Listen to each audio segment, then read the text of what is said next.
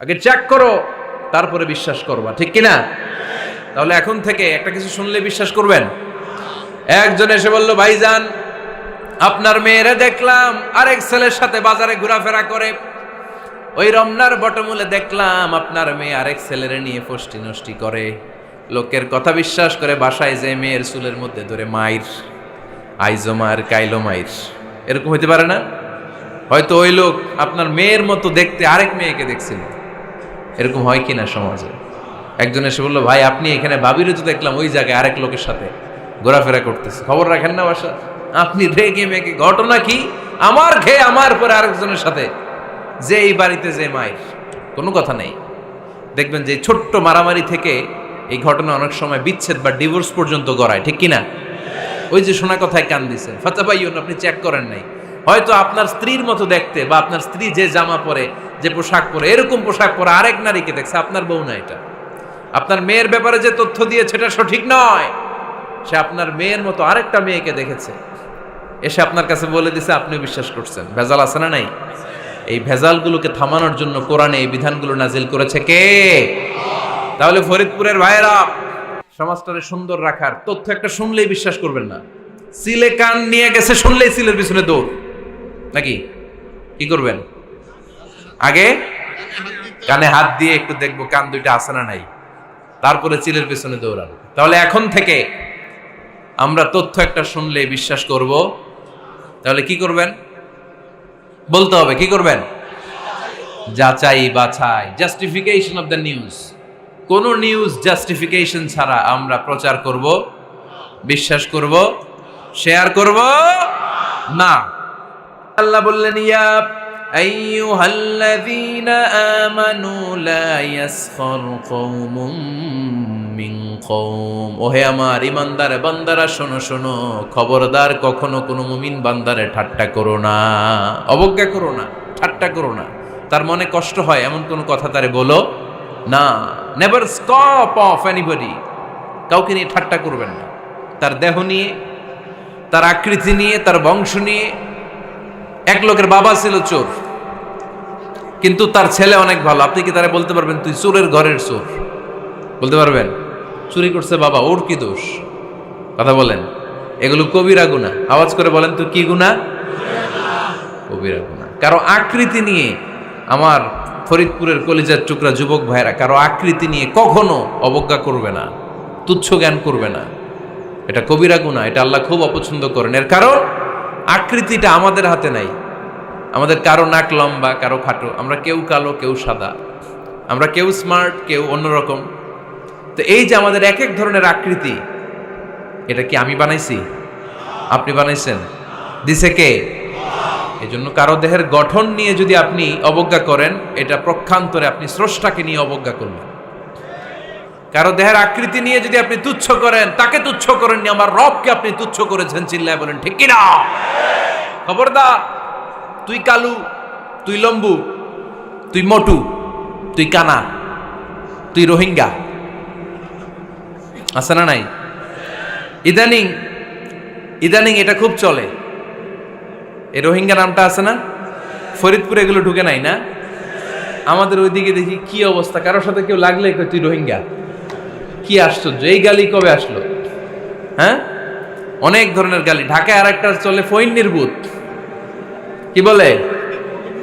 এই এগুলো আগে শুনি নাই আমরা, রিসেন্ট এগুলো বলা শুরু করছে। ফইন্নির ভূত, রোহিঙ্গা না। এগুলো বলে আপনি কাউকে অবজ্ঞা করতে পারবেন? পারবেন না। খবরদার, এটা কবিরা গুনাহ, এটা ছোট গুনাহ মনে করবেন না।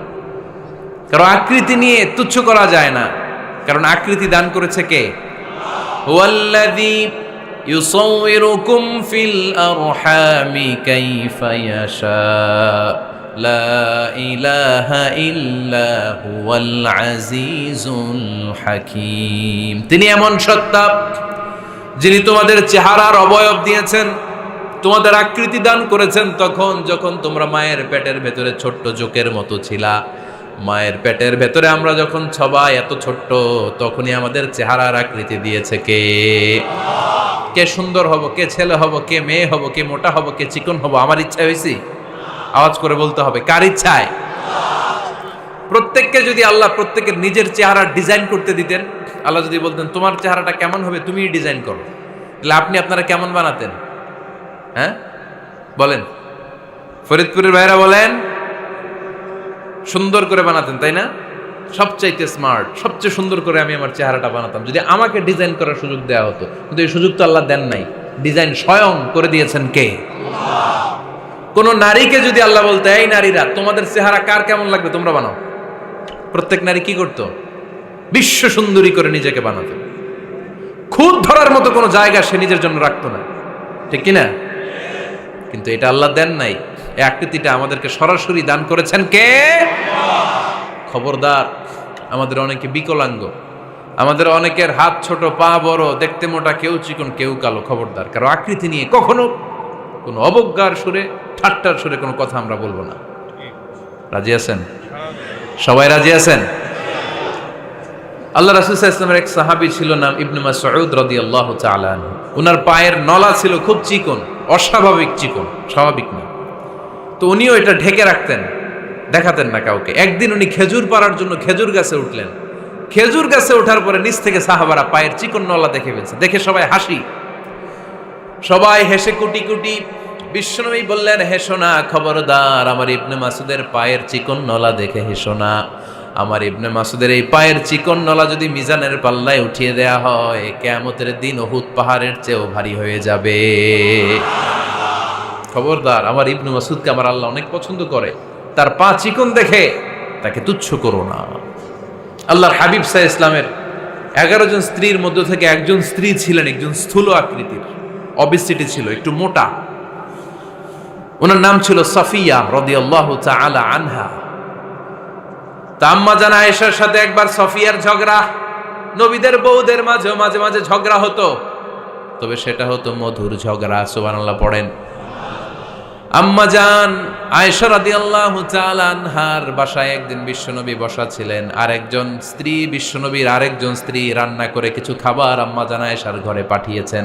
এক দাসী দিয়ে বলল, যাও এটা আয়েশার ঘরে দিয়ে আসো, কারণ নবী আয়েশার ঘরে। আম্মা জান আয়েশা রাদিয়াল্লাহু তাআলা আনহা বললেন, এগুলো কি? ওই দাসী বলে, তরকারি। কে দিছে? অমুক স্ত্রী। কেন দিয়েছে? আমি কি রান্না করতে পারি না? তোমরা রান্না তোমরা খাও। এই কথা বলে পাতিল সহ উড়ায় মারছে চেহারার মধ্যে।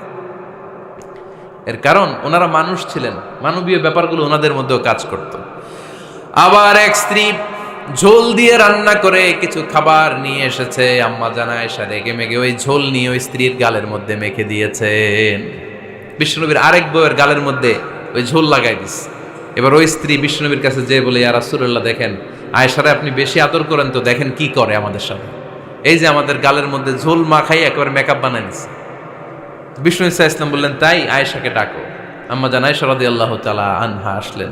আল্লাহ রাসূল সাল্লাল্লাহু আলাইহি ওয়াসাল্লাম বললেন, তুমি কি আমার এই স্ত্রীর সাথে এমন আচরণ করেছো? আম্মা জান আয়েশা বললেন, করেছি। কেন? আম্মা জান আয়েশা বললেন, তখন মেজাজটা গরম ছিল, এখন বুঝতে পারতেছে আসলে এই কাজটা করা ঠিক হয় নাই। এবার বিশ্বনবী বিচার করবেন।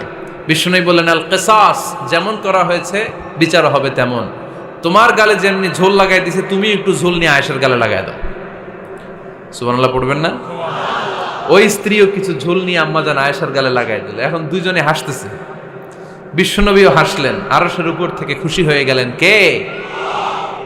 তো স্ত্রীদের মধ্যে মাঝে মাঝে এটা ঘটতো। সাফিয়া রাদিয়াল্লাহু তাআলা আনহা ছিলেন একটু মোটা।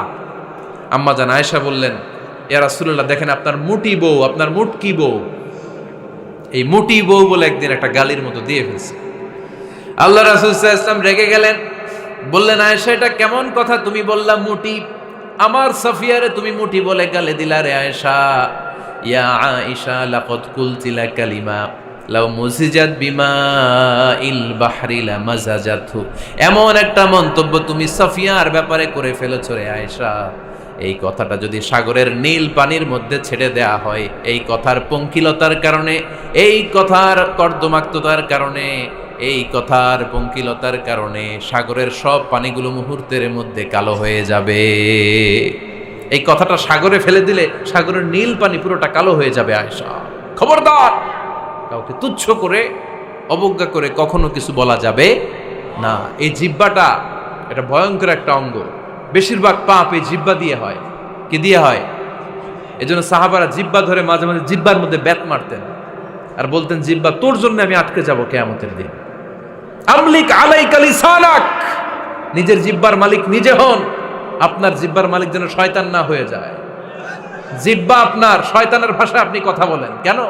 খবরদার, প্রতিটা কমেন্ট, প্রতিটা কথা, প্রতিটা মন্তব্য, এগুলোর ব্যাপারে কিয়ামতের দিন পাই টু পাই করে আপনার কাছে আল্লাহর সুপ্রিম কোর্টের কাঠগড়ায় দাঁড় করিয়ে আপনারা জিজ্ঞেস করবে কে? এজন্য বিশ্বনবী বলছেন মাইয়াদমানলি মা বাইনা লিহিয়াইহি ওয়া মা বাইনা রিজলাইহি আদমান লাহুল জান্নাহ।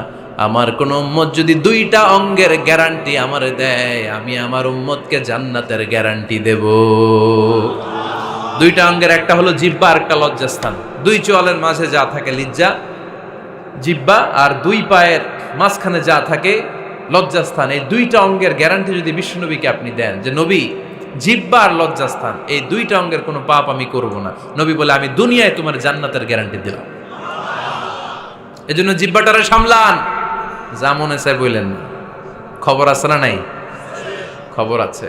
মা ইয়ালফিযু মিন কাউলিন ইল্লা লাদাইহি রাকীবুন আতীদ। যা মুখ দিয়ে বের হয় লিখে রাখার জন্য দুইজন ফেরেশতা রেডি করে রেখেছে কে? চিল্লায় বলেন। যতদিন আমরা বেঁচে থাকবো ততদিন থাকবে আমাদের কাঁধে। আমরা মরে যাবো, এই ফেরেশতারা উড়াল দিবে, ঠিক কিনা? দুই কান্দে জি ছিল যে তোমার দুইজনা পাহারা, তোমারে একলা থইয়া পালাইছে তাহারা। তোমার আটকুঠুরি নয় দরজা বন্ধ এবার হলো রে হলো। মুখে আল্লাহ রসুল সবে বলো, ও মুখে আল্লাহ রসুল সবে বলো। দুয়ারে আইসাছে পালকি নাই হরি গাও তোলো রে তোলো। মুখে আল্লাহ রসুল সবে বলো, ঠিক না? এজন্য সাবধান। আমলিক আলাইকা লিসানাক, নিজের জিহ্বার মালিক নিজে হন। মন যা চায় মুমিন তখন ইচ্ছা মতো মন মতো কোনো মন্তব্য ছুটতে পারে না। বিশ্বাসী বলে যদি নিজেকে দাবি করেন, নিজের জিহ্বার মালিক নিজে থাকার দরকার আছে না নাই?